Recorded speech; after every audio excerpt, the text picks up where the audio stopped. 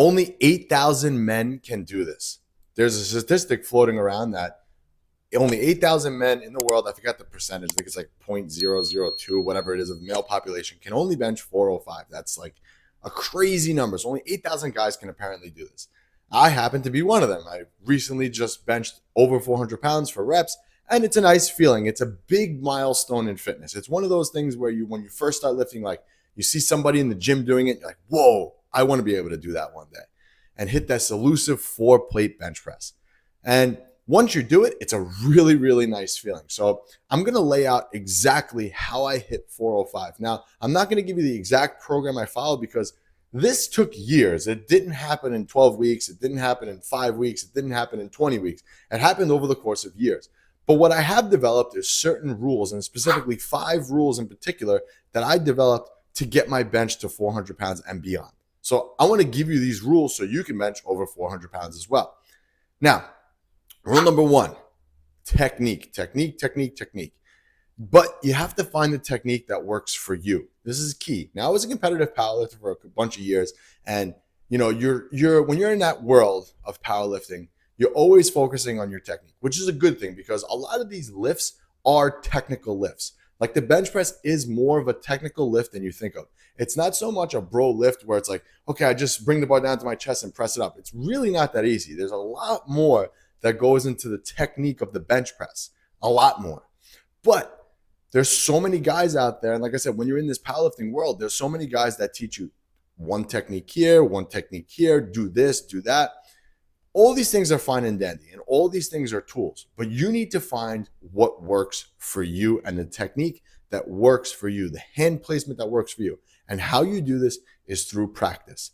So the same way a high-level athlete watches game footage, you have to do the same thing. So what I would recommend, video your sets of bench press and observe with your own eyes or get a coach and look and say, hey, what looks off on this bench press? Is my hand placement good? Is my legs on the floor? Am I driving through my heels? Is my arch good enough? If my shoulders planted back?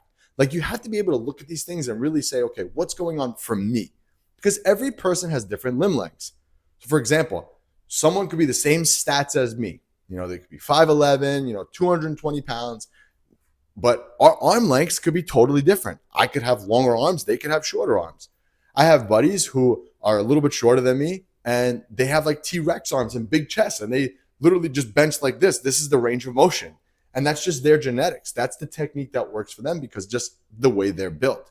So you need to kind of find that technique for you, and the only way you do that is by videoing and watching and critiquing and saying, okay, this needs to move over here. This is how you find what works for you. So that's the first thing. Find the technique that works for you. Stop listening to everybody. Start videoing yourself and look. You're smart enough to know, hey, my hands look too close here. Or hey, when I bench press, my hands are this close. I kind of feel a little bit drive in my shoulder. Like I don't feel like I'm getting enough out of my chest. Trust me. So that's my first rule. Rule number 2, bench, and bench some more. I happen to be lucky that bench press is one of those exercises for me that creates a lot of tension in my pecs and helps my pecs grow. Luckily for me, that works for me. But if you want to get a better bench press and I'm going to lump this in there. You want to build more muscle in your upper body. Having a big bench press goes a long way. A lot of the other guys will argue with me and say, no, that's not possible. This muscle, exercise is more optimal. Doesn't matter. Trust me, when you bench over 300 pounds, everything else is going to get bigger. It has to. It has no choice. But when I say bench, and bench, you don't need to do a lot of variety for chest. You really don't.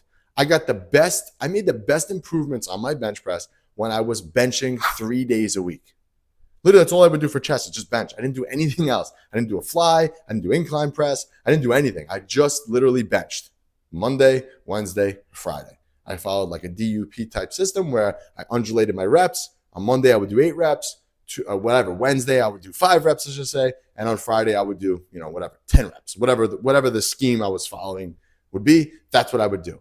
And I got the best results doing that. So you don't need to look for all these other accessory movements. That was like a big mistake that I made too. It was like, okay, for me, I always have trouble out of the bottom portion of the bench press.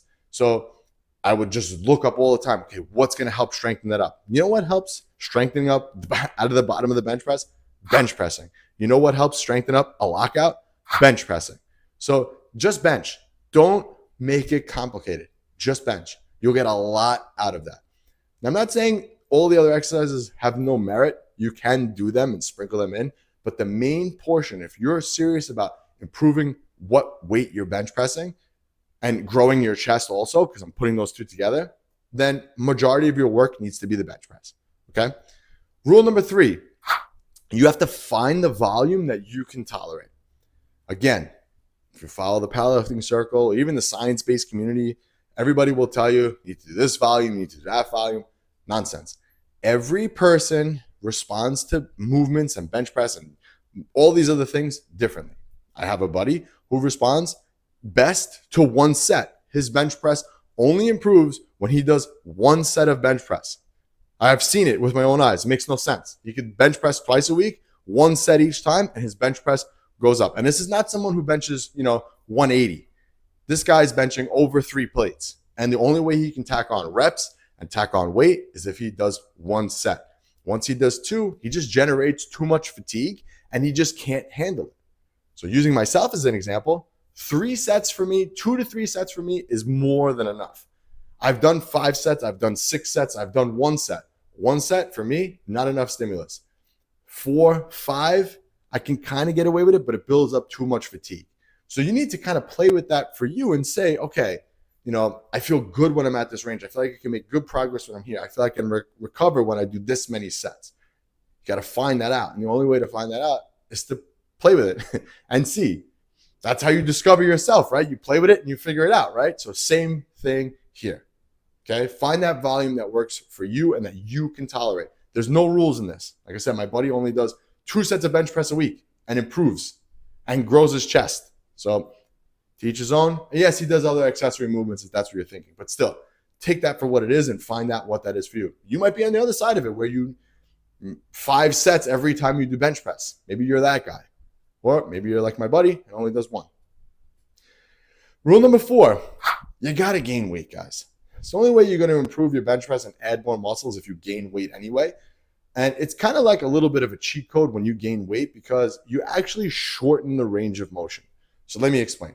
So when you gain weight, you're going to start putting on fat in certain areas. So when you bench press, that range of motion actually gets shorter. When you're probably thinking, well, how does it get shorter? Well, when you put body fat on, you put it on everywhere. So sometimes you'll gain fat in your arms, okay? So here, in your shoulders. So when you're benching, your chest will be bigger, obviously. So when you're benching, you have limited range of motion here because of the body fat that you put on. This is why powerlifters are bigger guys. This is why, strong men are bigger guys because when they're that big, it improves their range of motion in this case. Whereas the leaner guys, and I'm not saying this because there are some guys out there who weigh 160 pounds and can bench over 400 pounds. I've seen that before, but they're genetic anomalies, right? They're just genetically built that way. So when you actually gain weight, you limit that range of motion and you actually still grow muscle that way. And you can actually push more weight. This is why it's so important to have an off season, a time when you're not lean, so you can put muscle on, so you can change your physique. Most guys forget about that and they just try to stay lean all the time. But if you try to stay lean all the time, you're not going to make progress anywhere. Not good. And rule number 5 is the most important rule. I learned this recently, actually, and I think this is why I was able to get over 400 pounds. In powerlifting circles, the common, even science-based community, the common denominator is, okay, what you do is you build up to this bench press, right? So you take 8 weeks, 12 weeks, whatever the cycle limit is, and you take 8 to 12 weeks to build up your strength on the bench press. And you tack away every week. And every week that you do this, you're hitting, rep PRs and you're increasing the weight, you're decreasing your reps. And over the time of doing this, you're building up fatigue. And then the last week, like let's say week 12 of your bench press cycle, this is when you're going to try to hit a record. But the problem is after 12 weeks of doing this, you've built up a lot of fatigue. Maybe there's little nagging injuries, things like that are happening to you. So what I started doing was instead of taking that 12th week to max out and try to hit a new record, what I do is I will stop, like I'm not stop, but I will not go to failure. I will not try to hit a record. I will deload, meaning that I will take a week of light lifts And the reason why I do this is because it allows me to recover. It allows that fatigue that I've built up over the 12 weeks to dissipate and come down. And my recovery goes up at the same time because I lifted lighter loads.